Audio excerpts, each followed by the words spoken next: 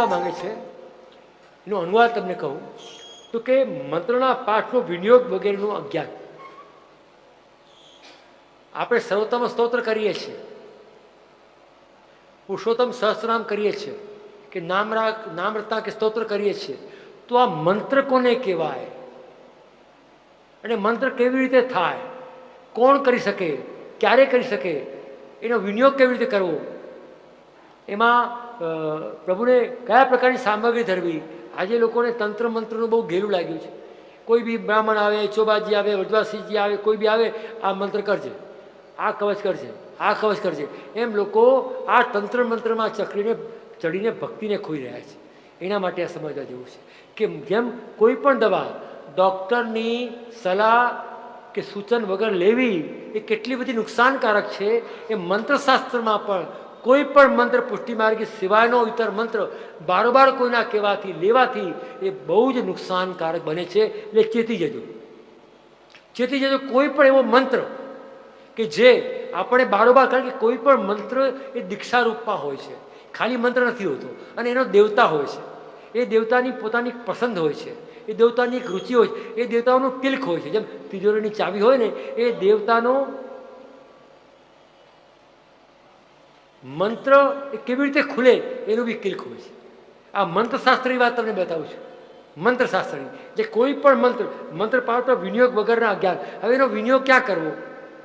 જેમ કે ગોપાલ મંત્ર લે કે સુદર્શન મંત્ર લે કે બીજો કોઈ બી મંત્ર લે, ઘણા લોકો તો એ મંત્રનો વિનિયોગ ક્યાં કરવો? જેમ આપણે અષ્ટાક્ષર કે પંચાક્ષરનો વિનિયોગ પ્રભુની સેવામાં પ્રભુને તુલસીધર અર્પીને કરીએ છીએ.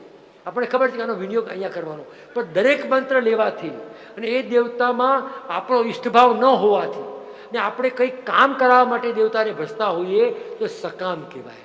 અને સકામ ભક્તિ કોઈ દિવસ હોતી જ નથી. સકામ ઉપાસના હોઈ શકે છે, સકામ કર્મ હોઈ શકે છે. એટલે આ પ્રકારના કલયુગમાં છે યાત્રા કરવા ગયા, કોઈ ચુબાજી આવી ગયા, વડવાસી આવી ગયા, મુખિયાજી આવી ગયા, કોઈ બ્રાહ્મણ આવી ગયા, કોઈ પુરોહિત આવી ગયા, કોઈ સગાવાલા આવી ગયા અને કે અમને આ તકલીફ છે અને આપણને સલાહ આપે. કારણ કે ઇન્ડિયામાં સલાહ આપવાનું તો બિલકુલ ફ્રી છે. બધા ડૉક્ટર છે, બધા જ ગુરુ, બધા જ કંઠી, બધા જ ભગવદીઓ, બધું થાય અત્યારે. અમે કંઈ ઘણીવાર વૈષ્ણવ સમજાવતા હોઈએ તો અમારા આગળ બેઠેલા વૈષ્ણવ બારવાર સમજાવી દે, અરે ભાઈ મારું કામ મને કરવા દે યાર, પોતે જ કરી દે, પોતે જ કરી દે. અને બધા બહાદુરો છે બી આ બારોબાર માને. અને એવું ના મનાવે. કહેવાનો મતલબ આ છે, કોઈ પણ મંત્ર જ્યાં સુધી મંત્રનો એક અધિકારી હોય, મંત્રનો એક પાત્ર, મંત્રનો એક સમય હોય. મને યાદ છે કે એક વખત શ્રી નટુગોપાલજી મહારાજ, વરદરાજજી મહારાજ દોસરાની પોળ મને એકવાર ઘણા વર્ષ પહેલાં મને કહ્યું કે મારે તને એક મંત્ર આપવો છે અને તું મંત્ર જ્યારે આપવો હોય તો યોગ, નક્ષત્ર, કાળ બધું જવું પડે. કારણ કે કયા નક્ષત્રનો દેવતા કયો છે એ જો ન લીધો હોય, બારબાર મંત્ર લીધો તો એ તમને નુકસાન કરે. આ મંત્રની વાત કરું છું, ડરાવતો નથી, સમજજો વાત. તો મહર્ષિએ મને કહ્યું આ યોગમાં તું આ રીતે આવજો. હવે એ રીતે હું કડીથી સ્પેશિયલ ગયો તો ત્યાં 10 મિનિટ પછી મહર્ષિ બોલાવ્યો અને મને કહ્યું કે બાબા, ધ્યાનમાં મને એમ આજ્ઞા થઈ છે કે તારે કોઈ પણ મંત્રની જરૂર નથી. તારો વલ્લભ એટલો સર્વોપરી છે, બધું તારું કલ્યાણ કરશે. આ એમની આજ્ઞાથી બને. તો કહેવાનો મતલબ આ છે, ઘણા લોકોને સંકટ મોચન પેલા કેમ્પના હનુમાન જવાનું મન થાય, કોઈ ભદ્રકાળી જવાનું મન થાય, કોઈને મહાકાળી જવાનું મન થાય, કોઈને સિદ્ધિ વિનાયક જવાનું મન થાય, એમાં કોઈ વાંધો નહીં. પણ જે તે મંત્ર અધિકાર વિના, પાત્ર વિના, જ્ઞાન વિના જો લેવામાં આવે તો કેટલો બાધક છે એ અહીંયા વિચાર કરવાનો છે. તો અહીંયા કોઈ પણ વસ્તુ પુષ્ટિ ભક્તિ માર્ગમાં આપણે આવ્યા તો પુષ્ટિ ભક્તિ માર્ગ એક પ્રોટોકોલ છે. જેમ કોઈ પણ દવા ડૉક્ટર આપે તો કે આને જમ્યા પહેલાં લેવાની, આને જમ્યા પછી લેવાની, 8 કલાક પછી લેવાની, અને આ 15 દિવસ થાય એટલે છોડી દેવાની. આપણે બધા કેવા દવા આપી છે ને, લાંબો કોર્સ કરો ને પછી મારા ધીરે પાછી જઈએ અને પાછું એનું કરવાનું. તો મંત્રશાસ્ત્ર પણ સાધારણ નથી. પણ અમારા પુષ્ટિ ભક્તિ માર્ગમાં, આપણા પુષ્ટિ ભક્તિ માર્ગમાં નાચત ઘાસને ગોપાલ કોઈ ગાય તો એ ગોપાલ ઘાસમાં નાચીને બતાવે, ભલે રાસ્તા બદલે ઘાસ બોલાતું હોય. પુષ્ટિ માર્ગમાં કોઈ દોષ નથી પડતો. બોલો, ખેલણ મેં કો કાકો ઘુસાઈ ગયો.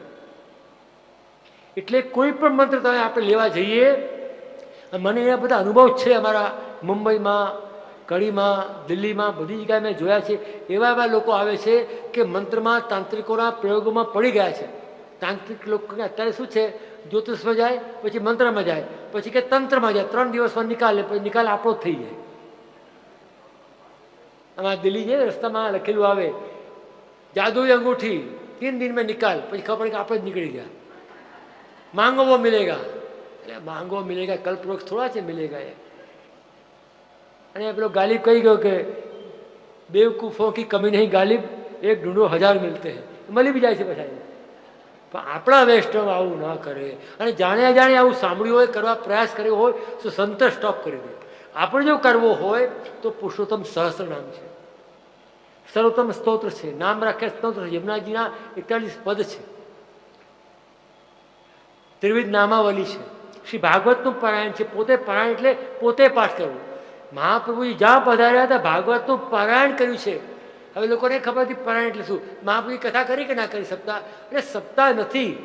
પારાયણ એટલે આખો મૂળ ભાગવતનો સંસ્કૃતમાં પાઠ કરવો, એનું નામ પારાયણ કહેવાય.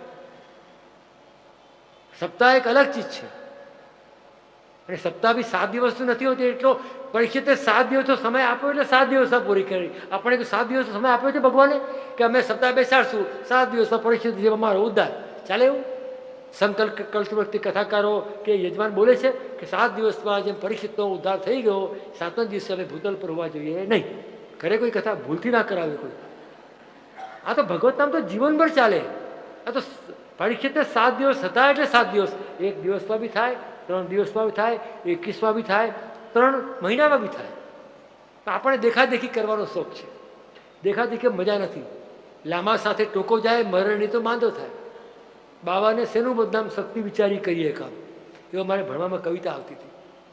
તો મંત્રનો વિનિયોગ કેવી રીતે કરવો, આપણને અષ્ટાક્ષરનો વિનિયોગ ક્યાં કરવો કે પંચાક્ષરનો ક્યાં કરવો આપણને ખબર છે. પણ બીજા મંત્રની જાણકારી અમે એટલા માટે રાખીએ છીએ કે અમે આચાર્ય છીએ, અમે કરતા નથી, કોઈ દેવની ઉપાસના નથી કરતા. પણ જાણકારી એટલા માટે કે વેદના 6 અંગોમાં આ બધા અંગો આવે છે, જાણવા પડે.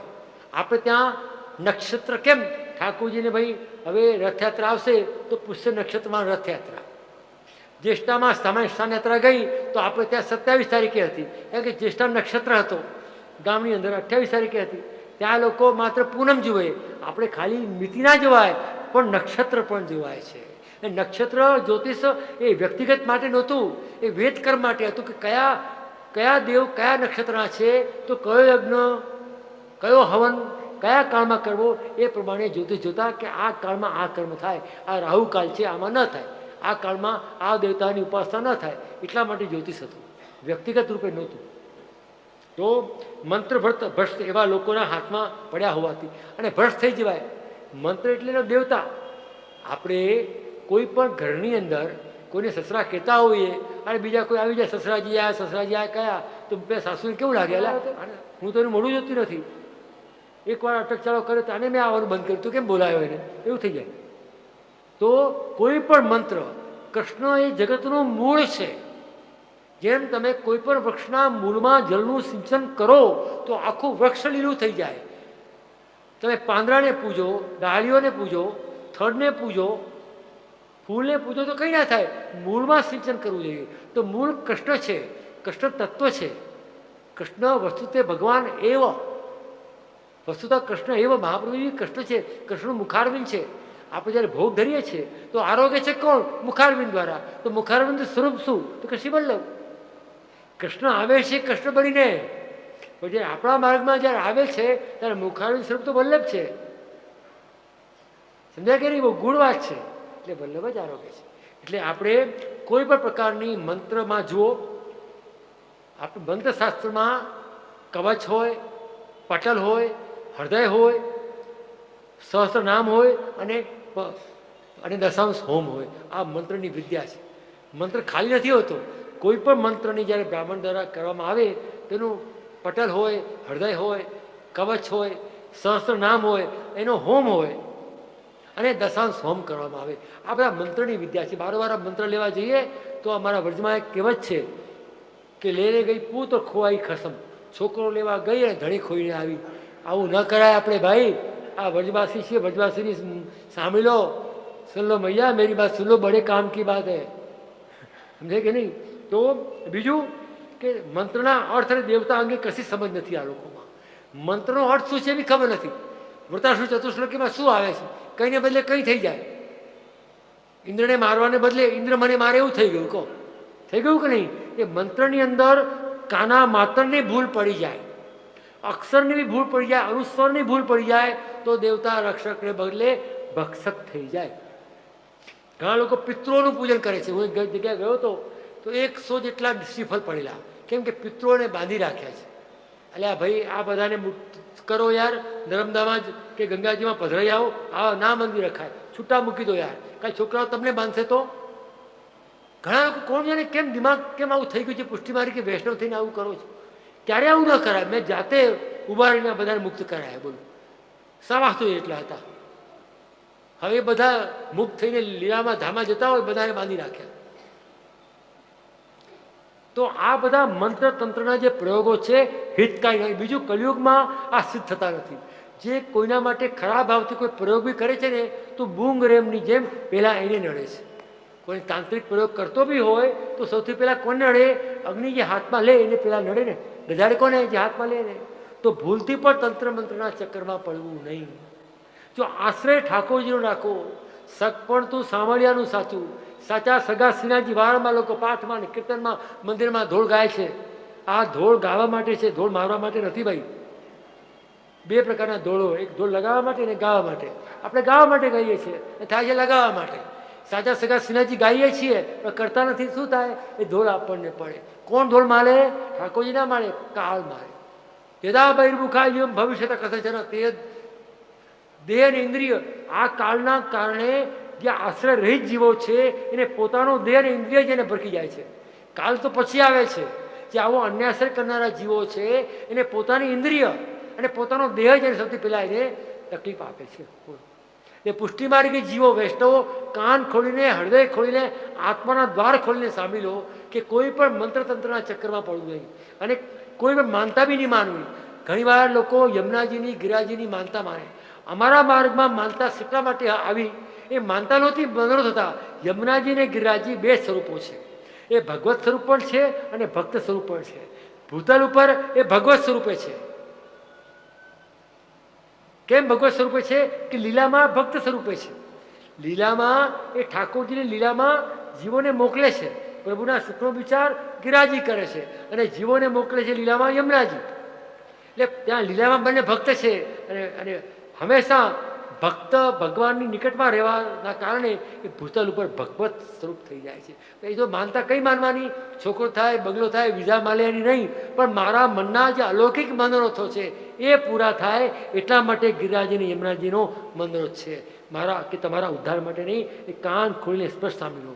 અત્યારે ત્યાં લોકો બેઠા છે જેવા કે છોકરા માટે આવ્યા છો, 11 મણ દૂધ ચડાવો, આના માટે આવ્યા છો? ત્યાં તો તૈયાર બેઠા છે બધા તમારી કાપવા માટે. આપણે વ્રજભક્ત તો આપણે છીએ જે વ્રજમાં નથી ને વ્રજને યાદ કરીએ છીએ.